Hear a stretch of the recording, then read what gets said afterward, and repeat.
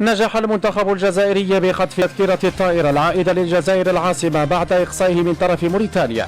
الجزائر بعد إقصائها من كأس العالم أدركت أن هناك الكثير مما يلزم ترميمه للعودة للتتويج بالكأس الأفريقية القادمة. الجزائر جنست عوار وكيفن فان دي كيروف وأتت بعيد نوري وغويري والشعيبي وغيرت رئيس الاتحادية ووسعت نفوذها داخل الكاف لتعود الجزائر بقوة، لكن للمطار.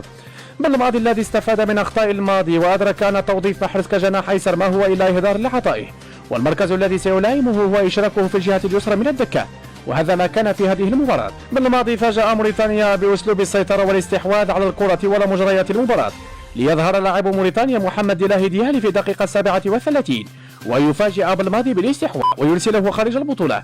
غياب حفيظ الدراج عن التعليق على المباراة ساهم أيضا في التأثير على مردود المنتخب الجزائري، إلى جانب الحرارة والرطوبة والتحكيم السيء والتوقيت الغير الملائم وإضاءة الملعب التي كانت ساطعة أكثر من اللزوم، مما سبب التشويش على لاعبي الجزائر، مما يؤكد أن لقجع له يد في هذا الإقصاء. خسارة المنتخب الجزائري لا تنقص من قيمة بالماضي الفنية، فهو يتشارك مع الركراك بعض المميزات.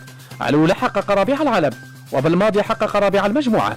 رغم إقصائه إلا أن منتخب الجزائر شرف وقدم صورة رائعة للكرة الجزائرية خلال هذه البطولة، منها الصورة الجماعية التي سبقت مباراة أنغولا وبوركينا فاسو وموريتانيا.